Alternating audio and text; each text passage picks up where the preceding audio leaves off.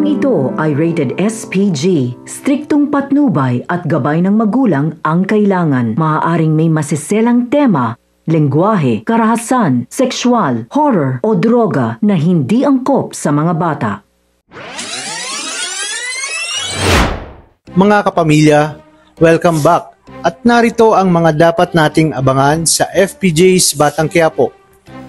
Magkasamang pupunta sina Santino at Angkong Lucio sa meeting de avance ni Tanggol upang magpanggap na taga-suporta nito. Ngunit umpisa pa lamang ay makikita na sila ni Paeng.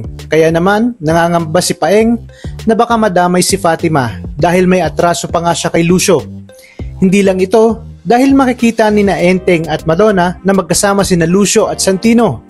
Kaya naman agad nila itong ipaparating kay Tanggol. Nilapitan din ni Paeng si Tanggol at binulungan na si Lucio umano ang nagtangka sa kanyang buhay kung saan hinihingan nga siya ng 50 mil para sa damyus umano na illegal na drogang pinapadeliver sa kanya ng nakaraan, kung saan hindi niya naman alam na kontrabando pala ang laman nun. Kaya naman, dito sinabi ni Tanggol na kilala niya nga itong si Lucio at malaki din ang atraso nito sa kanya. Ngunit pala isipan kung bakit nito kasama ang kanyang kapatid na si Santino.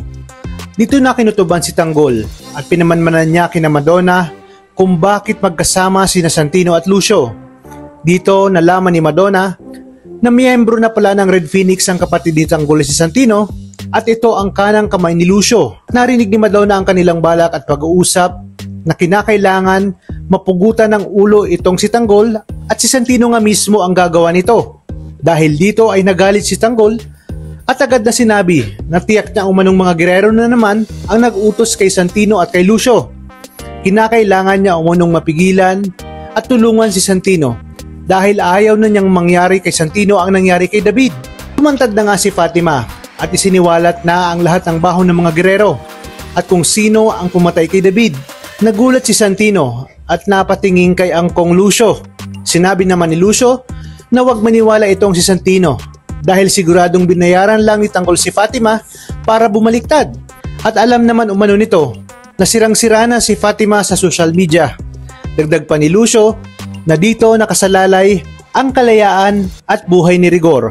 Sa oras na pumalpak ito ay pareho silang mananagot kay Mayor Roberto at sa mga gerero.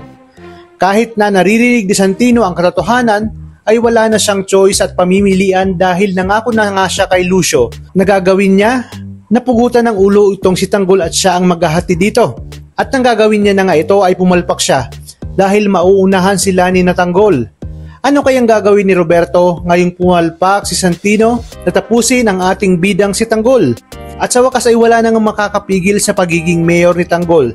Kaya humanda na ang lahat dahil sa oras na maupo siya bilang mayor ay re-resbakan niya ang lahat ng may atraso sa kanya. Kaya namang kapamilya, tutok lang dahil marami pa tayong dapat abangan dito lang sa FPJ's Batang Quiapo.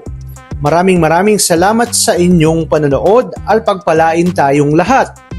Kapamilya.